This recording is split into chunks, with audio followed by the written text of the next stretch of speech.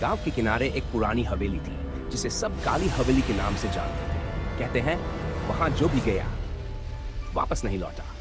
हवेली की दीवारें काली पड़ चुकी थी और उस पर उगाई बेलें उसकी डरावनी छवि को और भयानक बना देती। एक दिन 3 दोस्त आर्व, सिया और करण ने इस हवेली के रहस्य को सुलझाने का फैसला किया। क्या तुम पागल हो गए हो? गांव वालों ने चेतावनी दी, लेकिन युवावस्था की जिज्ञासा और साहस ने उन्हें वहां जाने से नहीं रोका।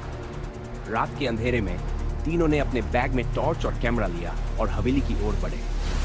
हवेली के अंदर घुसते ही माहौल बदल गया।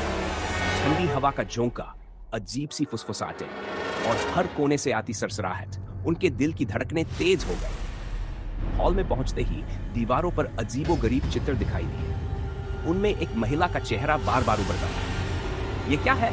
सिया ने घबराते हुए कहा। महिला का चेहरा जैसे उनकी ओर घूर रहा था। अचानक दरवाजा जोर से बंद हो गया।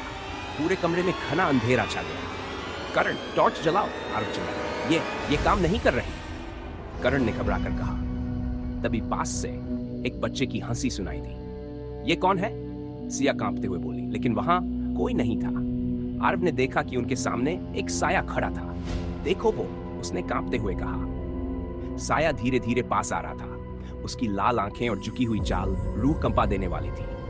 तुमने यहां आने की हिम्मत कैसे की? साये की गूंजती हुई आवाज ने तीनों को जड़ कर दिया। ये जगह तुम्हारे लिए नहीं है, भागो, करण चिल्लाया। तीनों भागने लगे, लेकिन जैसे ही वे बाहर की ओर दौड़े दरवाजे अपने आप बंद हो गए। अब क्या करें? आरव ने देखा दीवारों पर बने चित्रों से खून टपक रहा था। हमें माफ कर दो, हम चले जाएंगे, करण चिल्लाया। साया ठहाका लगाकर हंसा। जो यहां आता है वो वापस नहीं जाता, लेकिन तुम्हें मैं एक मौका देता हूं। क्या? तीनों ने एक साथ कहा। अगर तुम इस हवेली के रहस्य को हल कर सको तो तुम्हें जाने दूंगा। साया ने उन्हें एक पहेली दी। एक ऐसी चीज बताओ जो जीवित भी है और मृत भी, जिसे हर कोई देखता है लेकिन समझ नहीं पाता। क्या? आरव ने कहा। सोचो, साया ने चेतावनी दी। डर के कारण तीनों का दिमाग सुन्न हो गया। क्या यह सपना है? सिया ने डरते डरते कहा। साया ठहाका लगाकर बोला, तुमने सही जवाब दिया। क्या?